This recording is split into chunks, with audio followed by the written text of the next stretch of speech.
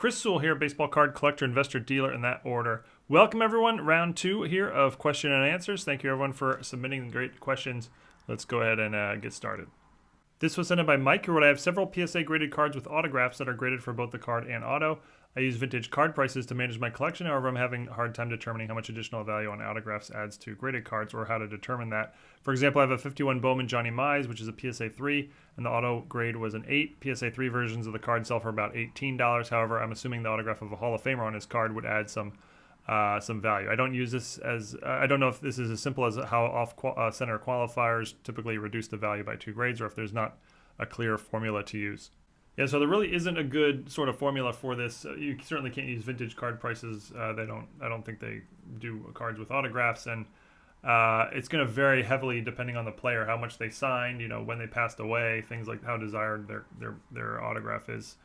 So yeah, there's no formula. The best you can do is look at eBay completed sales and try to find like a Johnny Mize autograph and find something as close to your card as possible. Certainly an autograph on a 51 Bowman Hall of Famer is going to add significant value because he's long passed away, and that card's, there's not going to be a whole lot of copies of that card autographed out there. But yeah, there's really no formula for it. This was sent in by Justin, longtime viewer of the channel, wrote, I went to buy a deal once that featured some drool-worthy vintage cards. It was listed at $500 and reduced to $200 with no explanation. When I met the couple, many of the vintage cards were gone. I was disappointed, and they said a dealer bought the other ones that morning, but reminded me that there were other great cards in the binder and this moving box filled with other cards. They were in stacks, and they resembled a spiky sea creature. It was in gross condition and looked like there was black mold in the middle. I declined to purchase and got yelled at for that. Anyway, I've heard stories where you were disgusted by a deal gone wrong, but do you have any stories where you found a deal or its surroundings disgusting? Yeah, so I've actually experienced that, a few times. Where you get to somebody's house and there's just like a disgusting basement where the cards are just gross and cobwebs all over the place. The one I remember was I bought a collection. I actually bought it.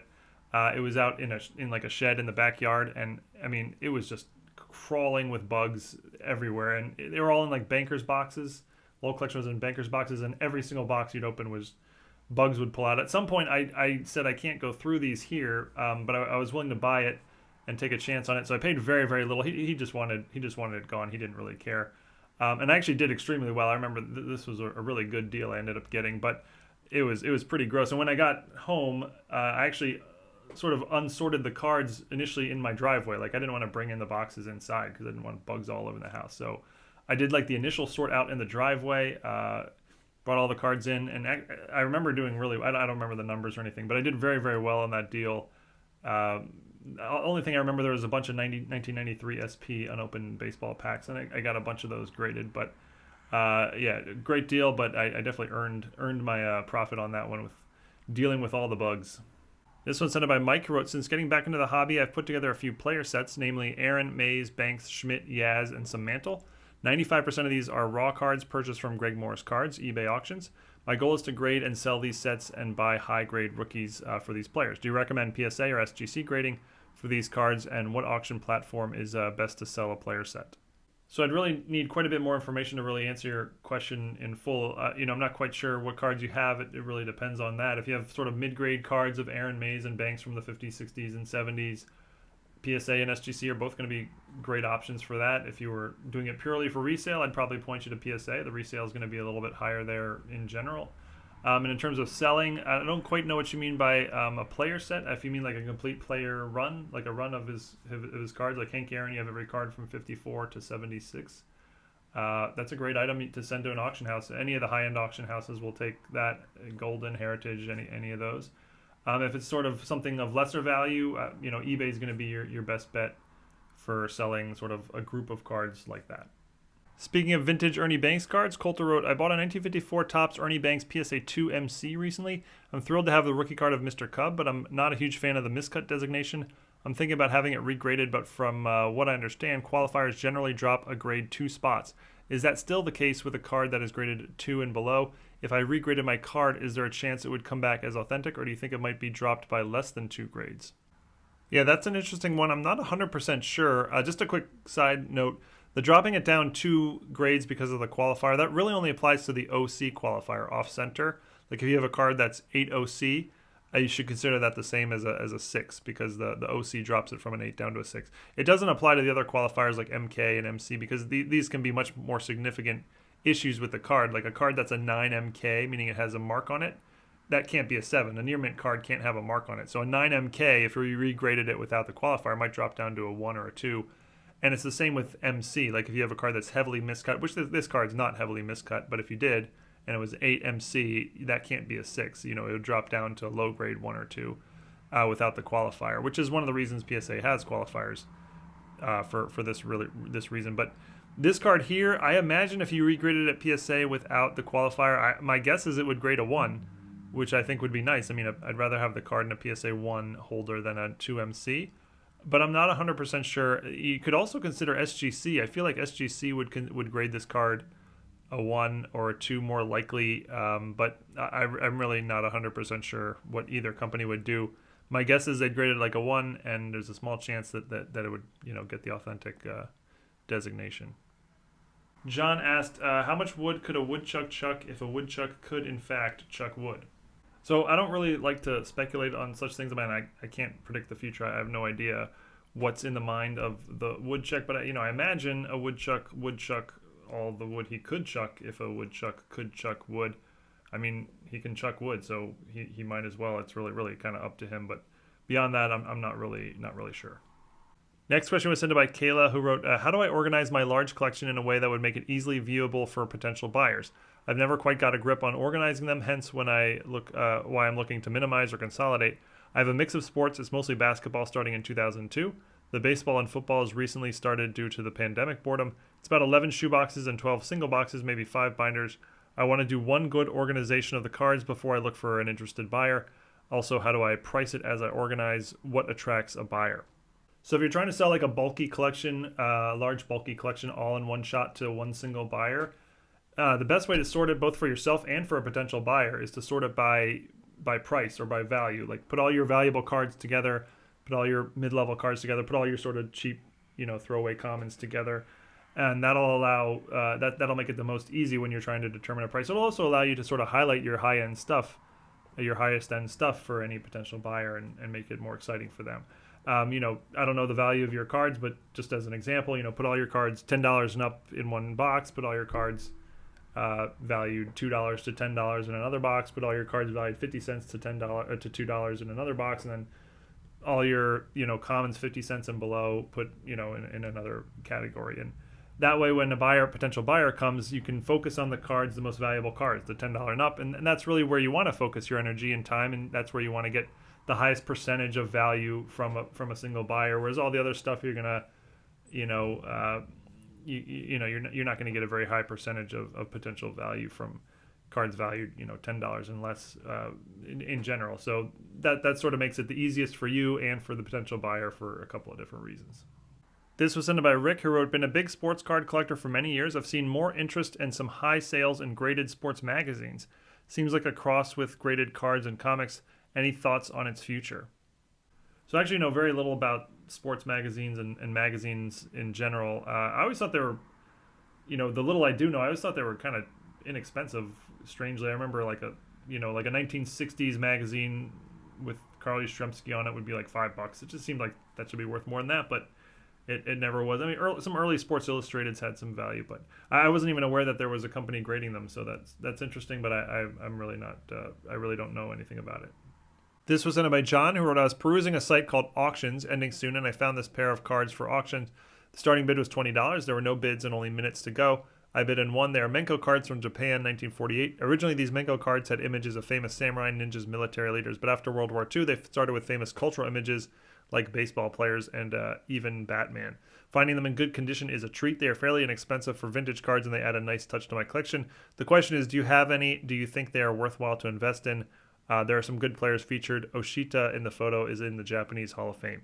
Yeah, these are cool, and I like what you wrote, sort of like an inexpensive way to add some cool vintage cards to your collection.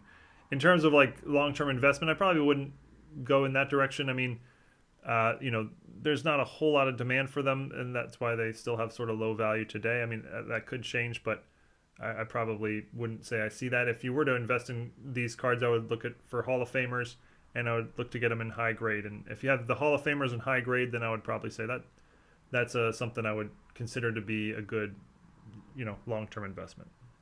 Next was sent in by Zach, who wrote, I just started getting into vintage cards. The only area I have deep knowledge of is professional wrestling. I started collecting 54, 55 Parkhurst wrestling cards, mostly trying to get deals on COMC. My question is, are you aware of longevity with wrestling cards or any Holy Grail cards? It seems like it's mostly top stars from the above era like Lou Thez and Gorgeous George. The hobby is more focused on Hulk Hogan and Bret Hart rookies from the 80s rather than earlier. Also, have you seen any vintage dealers at shows who dip their toe in vintage pro wrestling? So I really don't know a lot about wrestling cards. As far as I understand, the Holy Grail is the 1982 Wrestling All-Stars Hulk Hogan card. I think there's a really valuable Andre the Giant card from the 70s, maybe. I'm not sure what it is off the top of my head. The 54 Parkhurst set is significant, although I don't know much about it other than it's sort of like the first notable wrestling set. Longevity-wise, I would imagine the 54 Parkhurst set will hold its value. I mean, there's a lot of wrestling fans, and there's very, very few cards, so those two things kind of go well together. I would imagine the key stars in higher grade will do well long-term wise. Otherwise, I'm not really sure. I've definitely seen dealers at shows selling wrestling cards. That's if you go to one of the bigger shows, there will definitely be dealers selling significant amount of wrestling cards. This was sent in by Themo, who wrote, one of my favorite cards is the Rookie City Heights from Upper Deck LeBron James. It's not worth much, but I love the design with LeBron mid-jump above the Cleveland skyline with the 3D effect that has nice 90s nostalgia. In March of 2021, this listing popped up for a 2003 Upper Deck LeBron City Heights sticker. I had no comps for it, but it was listed as eBay for $30 Canadian with free shipping. I didn't hesitate and I bought it. I've never seen a sticker like this, nor have I seen one since. It was completely different format, roughly the size of a piece of paper. 11 by 8.5. I was thinking that these are probably stickers distributed by Upper Deck to card stores advertising their packs, but I really have no idea. Do you think stickers like this can hold any notable value and are worthwhile holds? This one is unused, but unfortunately has some surface damage on the bottom left. Pictures attached for your reference. So yeah, I've never seen this or heard of this either. I would imagine this is some sort of promo that Upper Deck used to promote their product that year. And stuff like this generally doesn't have much value. It's just not highly collected or desired by collectors.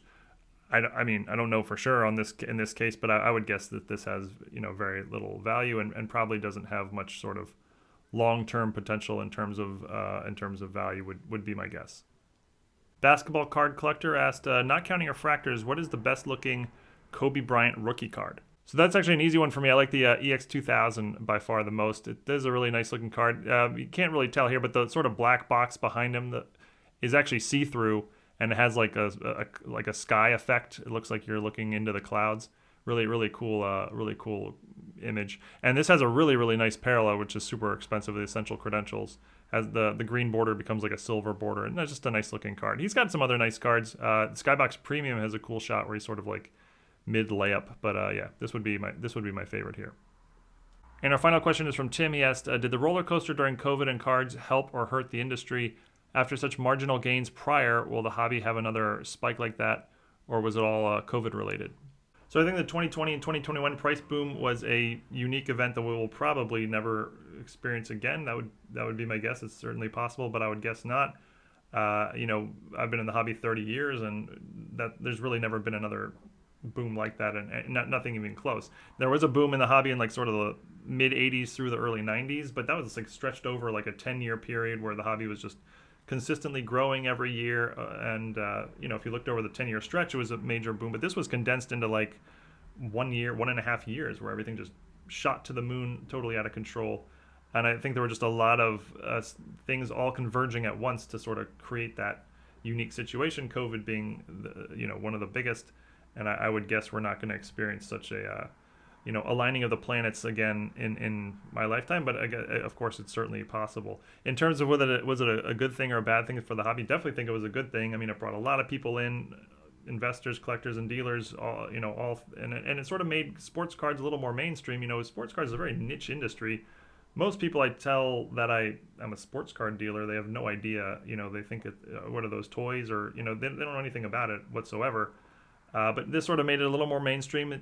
Some major news networks picked up some of the stories. Just a lot more people are sort of aware and therefore interested on some level, even if it's just a slight level. It sort of rose the bar across the board a little bit for everyone. And I think that's a very good thing in terms of benefit for the health of the hobby long term.